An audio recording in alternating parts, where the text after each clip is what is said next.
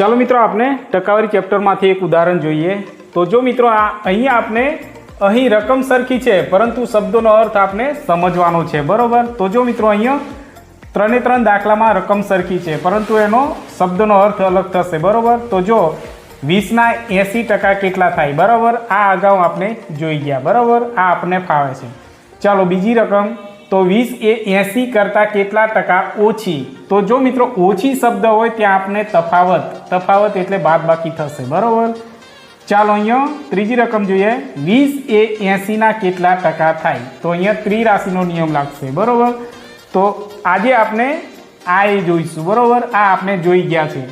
તો જો મિત્રો અહીંયા 20 એ 80 કરતાં કેટલા ટકા ઓછી એટલે તફાવત। તો જો મિત્રો અહીંયા સૌથી મોટી રકમ છે એમાંથી નાની રકમ આપણે બાદ કરી દેવાની છે, બરોબર। તફાવત તો આપણે 80 - 20 કરીશું, બરોબર। તો કેટલા મળશે? અહીંયા 60 મળશે। તફાવત કેટલો મળ્યો? 60, બરાબર। ચાલો હવે શું કરીશું? અહીંયા નિયમ અનુસાર 100 ગુણ્યા તફાવત કરવાનું છે, બરોબર। 100 ગુણ્યા તફાવત છેદમાં ના કરતા એટલે આ એ લખવાનો છે નીચે કરતા, બરાબર, ના કરતા। ચાલો આ સૂત્ર મુજબ હવે 100 ગુણ્યા તફાવત કેટલો મળ્યો છે? તો અહીંયા લખવાનું છે 60, બરાબર। ચાલો ના કરતા અહીંયા આ રકમ આવશે, બરાબર, 80। ચાલો જે ઉડે તેને ઉડાડી દઈએ। ચાલો આ 0 આ 0। ચાલો અહીંયા 3 ગુણ્યા 2 કરીશું એટલે 3 દુ 6 થશે, અહીંયા 4 દુ 8। તો જો મિત્રો આ બે ઉડી જશે।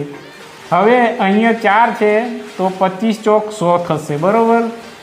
હવે અહીંયા 25 ગુણ્યા આ 3 વધે છે, બરાબર। 25 તરીકે કેટલા થશે?